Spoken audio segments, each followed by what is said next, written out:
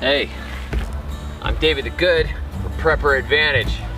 If you have to garden in conditions like these, that is on concrete, what you gonna do? You gonna buy something, put it out there, some of those expensive earth boxes? You gonna build some beds or something like that? Or are you gonna be a total cheapskate? Today, we're gonna be total cheapskates. And we're gonna set up gardens on top of solid concrete in just a few minutes.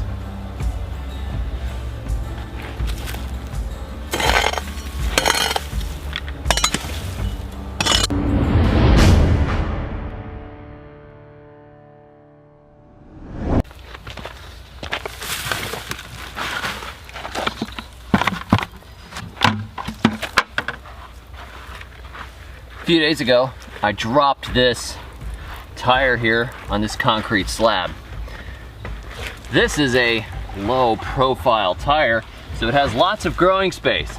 As you can see, there's a great big spot for a rim on the inside, which is where we are going to stick some transplants. Now I'll show you how to set one of these up from scratch, because I've decided I want to put a few more of these in. The ground where I am is full of trash, it's full of rocks, and it's very hard, and I have an abundance of free tires. Most tire shops pay to get rid of the things. Probably all tire shops do, unless they're dumping them down in a ravine somewhere. And we don't frequent tire shops like that because that's evil. So if you want to get free tires, you just go by the tire shop and say, can I have some of your free tires? And I've done that already. And to set them up, we just have to lay them out and fill them up with something that we can garden in. So let's grab another one and stick it next to this one, and then we'll put in some transplants.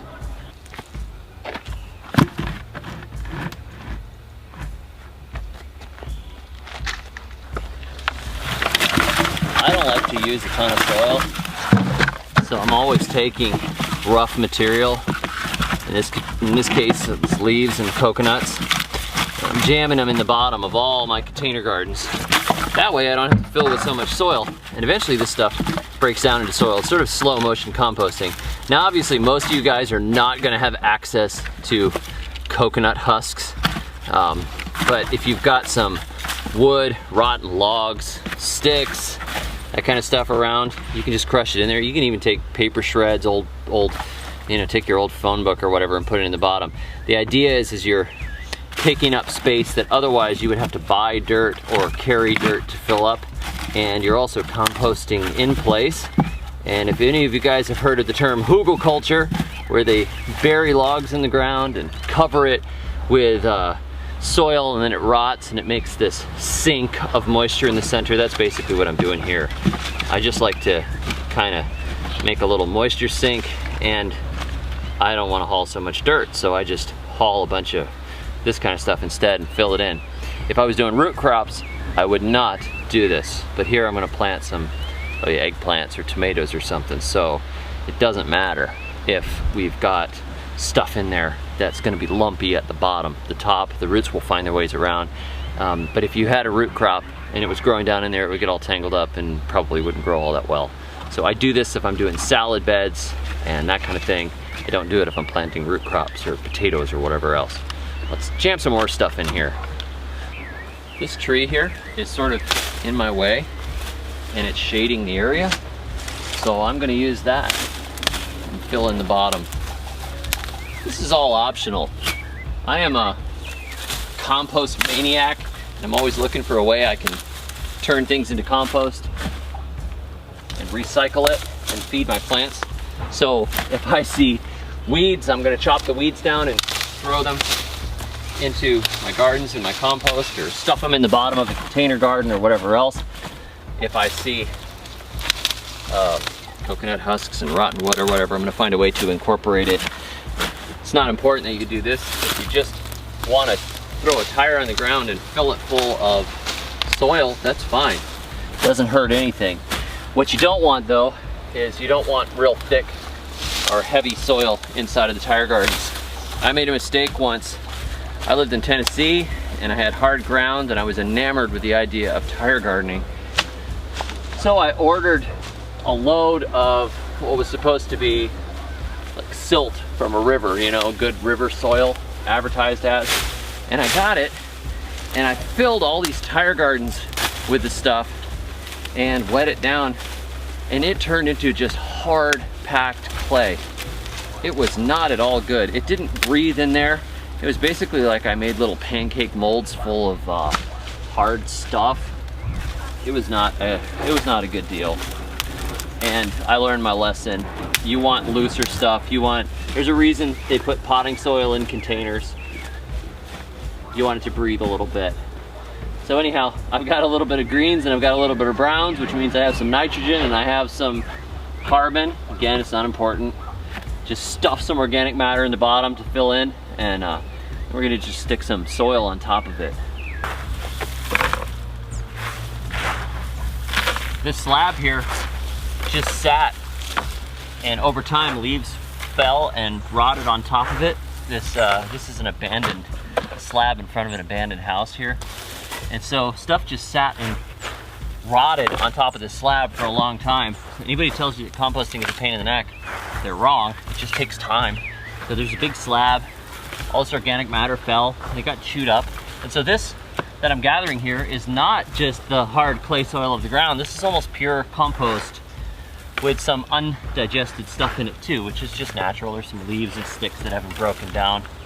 I'm sure weeds are gonna pop up and everything, but it'll be fine. There's a lot of nice loose compost here, and since nature was good enough to drop it here for us, we might as well use it in the garden. We'll throw it in the most natural of all gardens, a garden made of tires. I'm just kidding, it's not the most natural garden. Don't quote me on that. Anybody that thought I was actually serious. There we go.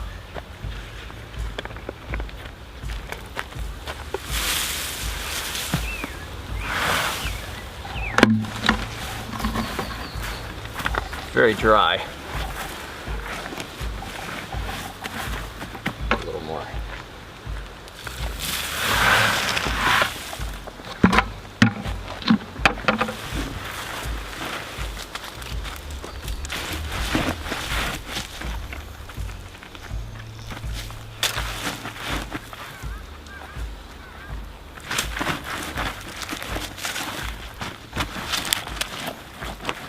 You want to make sure that you pack it in around the edges, because when you water it, it's going to want to sink some. And it's good to make sure it's going into the sidewalls. You see there's how much it's sunk down now. I've got to put some more soil on top yet again.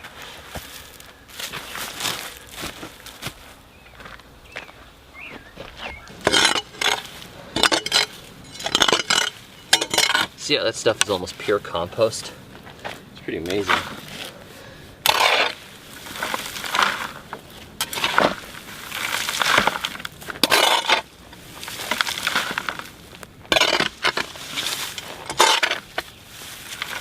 If I didn't have any soil already, I would probably go and buy a few bags.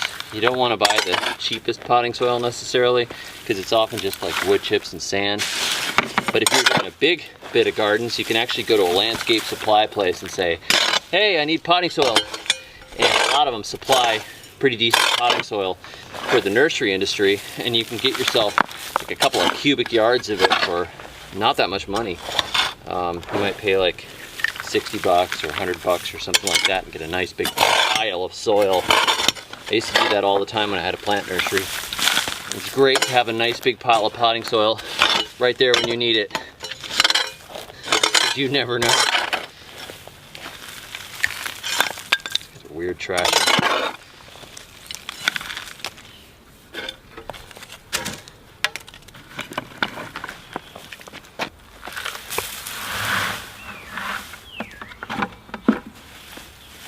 There we go. That's high enough. Right up to the top.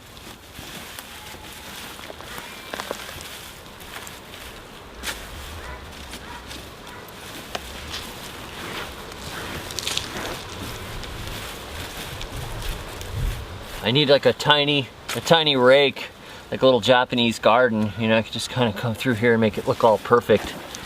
You don't have to make it look perfect. The plants don't care, but sometimes I do, so I get to get a little closer to perfect every day.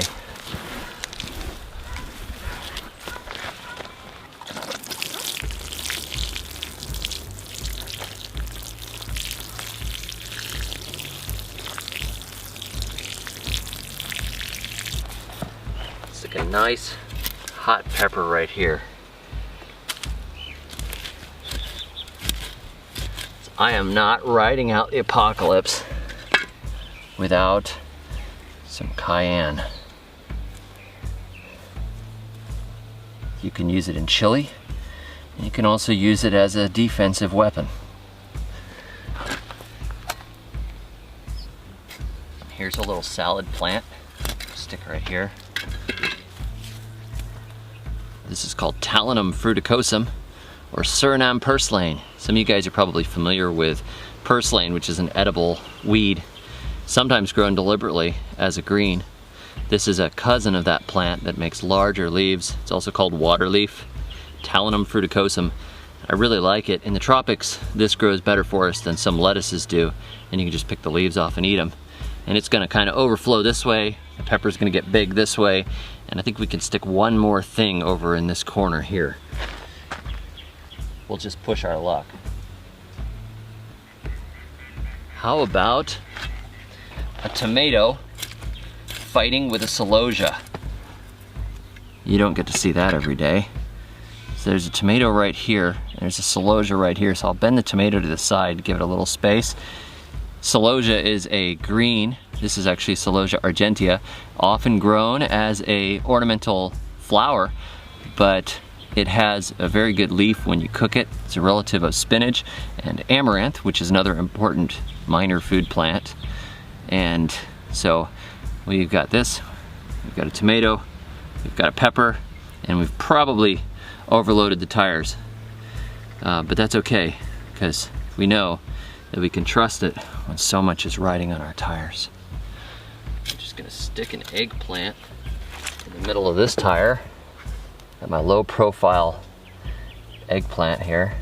I'm gonna stick one right in the middle because I know eggplant can get big, and I know tomatoes would get big, and I planted too many in the other ones, so I'm gonna make up for my sin by just planting one eggplant in the middle of all this space, and it should do really awesome here.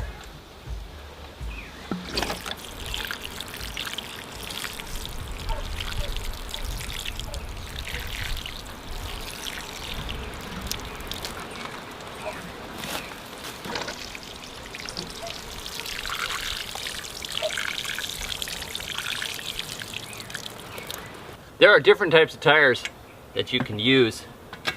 All kinds. There's those gigantic tractor tires. There are truck tires. There are the little car tires. Bicycle tires might work for some very tiny plants, maybe alfalfa sprouts, but I don't recommend it. This is pretty much a typical tire right here. And as you see, there's all this sidewall space. There's an extra 4 inches going all the way around here, which actually represents a decent amount of growing space.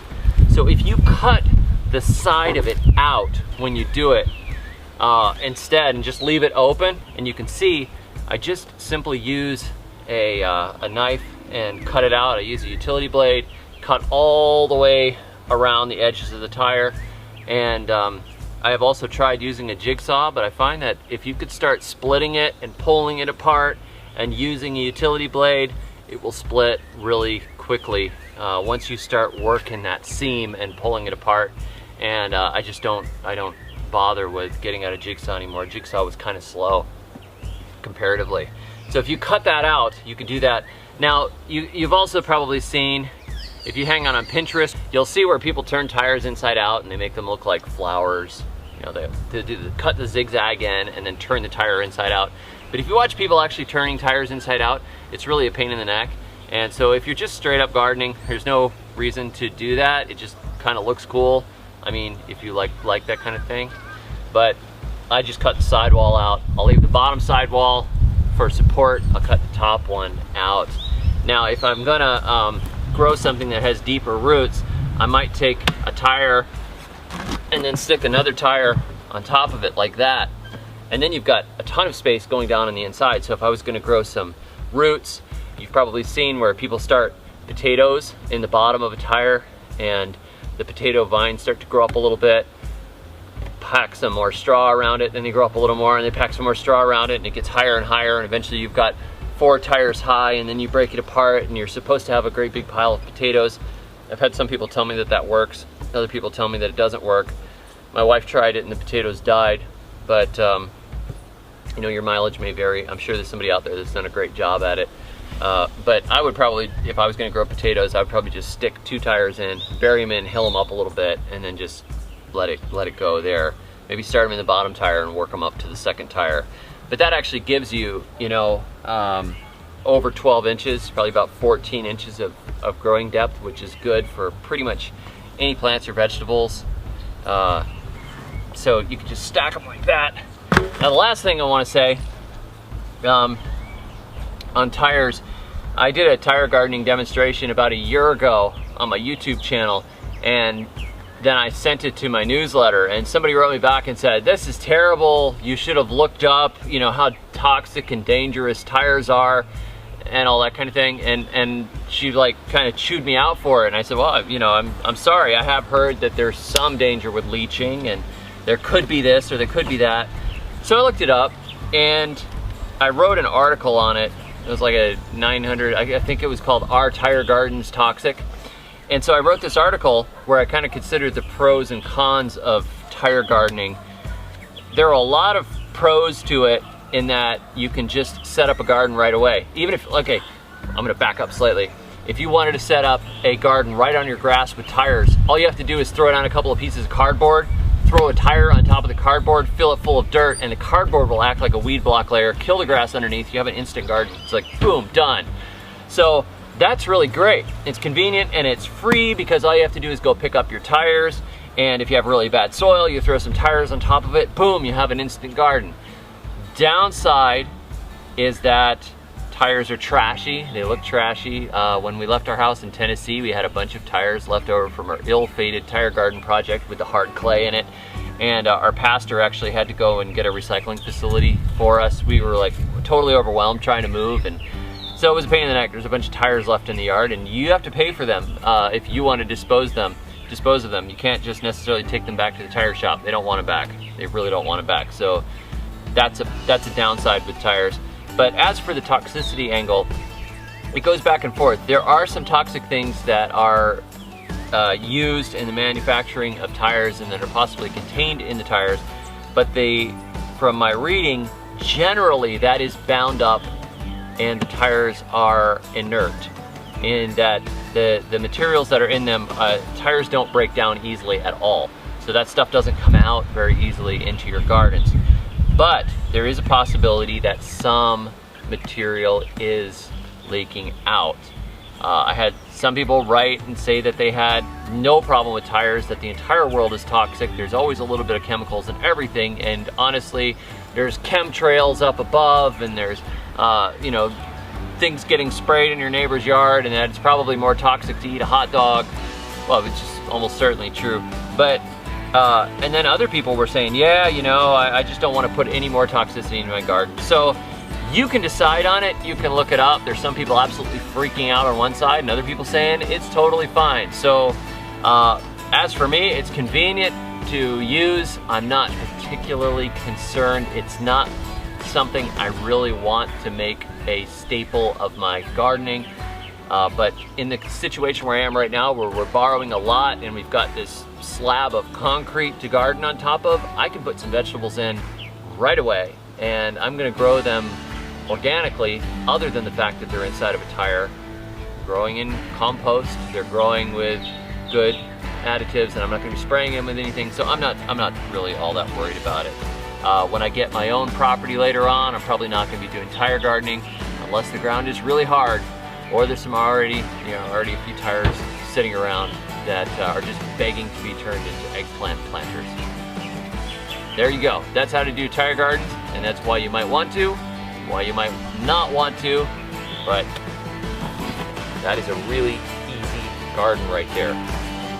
Kind of hard to turn down. Thanks for watching. I'm David the Good for Prepper Advantage.